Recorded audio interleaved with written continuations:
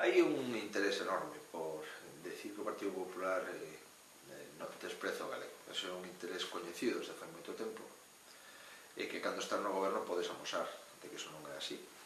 E cando estás na oposición, pois podes amosarlo da mesma forma, ainda que o goberno de turno neste momento nacionalista e socialista estén interesadísimos en buscar o voto ao PP, ou comprendo. Pero mire, os militantes do PP son os militantes que máis falan galego de toda Galicia. Eu creo que iso é un feito incontestable. Os militantes do Partido Socialista son os que menos galego falan, e os militantes do Bloque falan moito galego, pero son poucos. E ao final, os militantes en número que máis falan galego son os do Partido Popular de Galicia. E o Partido Popular de Galicia se define como un partido galeguista reformista, pero non porque o digo eu, sino porque ten os estatutos do partido. E ao final, o único que estamos intentando é protexer o patrimonio lingüístico que ten Galicia. Canto máis se persiga un idioma, máis forte se vai a facer. Se agora caemos no erro de perseguir o español será máis forte e o galego máis débil. Durante 40 anos de dictadura se perseguiu o galego, non foron capaces de acabar con ele. E agora non caigamos no mesmo erro de perseguir un dos dous idiomas de Galicia. Eu volvo a insistir, mire, nós non nos movimos ningún ápice do plan de normalización lingüística e aprobamos dous da lei de normalización lingüística proposta do Partido Popular e recurrida polo Partido Socialista Obrero Español.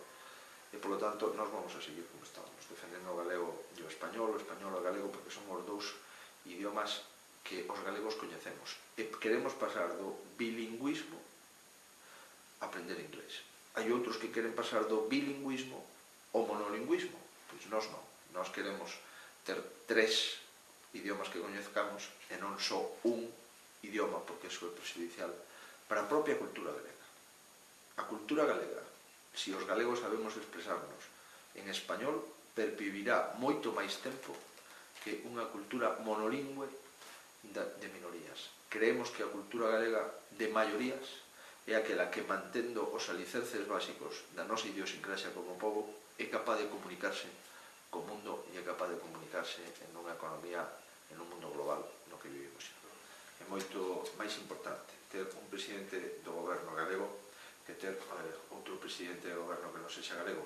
E, por suposto, para o Partido Popular de Galicia é fundamental que un militante do seu partido sexa un presidente do goberno de todos os españoles. O PP galego ten que valorar os resultados que saca en Galicia e despois valorar os resultados que saca en España.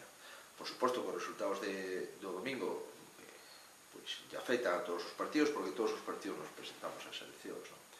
O meu compromiso non vai a variar, non vai a variar simplemente porque eu teño un compromiso que xurdiu da baixo arriba, un compromiso da militancia cando me elexiu presidente do Partido Popular e candidato á presidencia da Xunta de Galicia. E eu vou intentar cumprir ese compromiso, porque non é un compromiso meu, é un compromiso colectivo do primeiro partido de Galicia coa maioría da población galega. Por tanto, vamos a facer a reflexión que toque facer despois das eleccións, vamos a ver quen gañou en Galicia, quen gañou en España, e despois seguir traballando no Partido Popular de Galicia ante as próximas eleccións autonómicas. A mí o que me alegra é esa posibilidad, me alegra muitísimo, porque asento que está observando que o Partido Popular pode gañar as eleccións. Por lo tanto, cando aún manexan para distintos cargos, o importante é que eso solamente pode ocurrir cando o partido gaña. Pero o meu compromiso é Galicia. Eu estuve 7 anos en Madrid, en 2 ministerios, aprendí moito, tuve unha experiencia profesional e política intensa, pero creo que neste momento o meu compromiso é Galicia. Se os galegos queren, cando sexan as eleccións, pois me van a facer xunto con o meu partido responsable da política galega. E se os galegos non queren, pois, como é natural, como demócrata, pois asumirei ese resultado. Bueno, as tensións do Bloque e do PSOE son inevitables, porque o PSOE sempre fagocita o Bloque.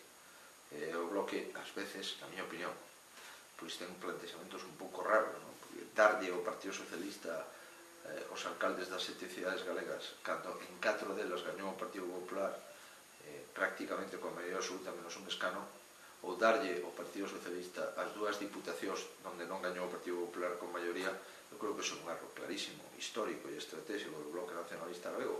Pero o certo é que se o voto útil, o que está chamando o Partido Socialista, vai do Bloque ao PSOE, é evidente que o Bloque vai a quedar moi tocado. Eu non pretendo que isto sexa así, o único que digo é que o Bloque se equivoca algunhas veces de estrategia política, e de feito nas últimas eleccións municipais perderon apoios, e nas eleccións autonómicas pois pasaron a ser a forza minoritaria claramente, cando o Bloque tiña máis votos que o Partido Socialista, e de ser a segunda forza política en Galicia, agora é a forza minoritaria con 13 escanos no Parlamento e 25 o Partido Socialista. Creo honradamente que algunhas estrategias do Bloque que non entendemos, en todo caso será os militantes do BNG e os votantes os que decidan realmente a posición do BNG no próximo domingo, pero non espero desde logo que melloren as relacións sobre o Bloque a partir do luns, non creo que eso sexa así.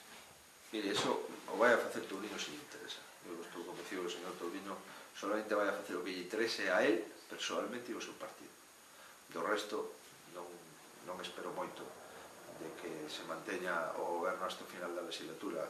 Creo que o señor Tourinho, en función dos seus intereses personal e do seu interés de partido, tomará a decisión. O que sí me gustaría é que en Galicia o que gobernen sexa o que gañe. Eso creo que sería moi importante para todos. O político que teña máis votos, o político que gañe claramente as eleccións, non por diferencia de un ou dous escanos, senón que gañe claramente as eleccións. O político maioritariamente decidido polos galegos que sexa o presidente da Xunta. Eso creo que é bo para a democracia e creo que é bo para consolidar a dignidade da política. Eu xa plantexo, dende xa nas eleccións autonómicas, debates entre os partidos políticos. Debates entre o PP e o Bloque, debates entre o PSOE e o PP, e debates, supoño, entre o Bloque e o PSOE, si que se presentan por separado e non en coalición electoral. Creo que sería o razonable. O razonable é que non debatamos o líder da oposición co presidente e o vicepresidente, porque eso en vez de un debate parece outro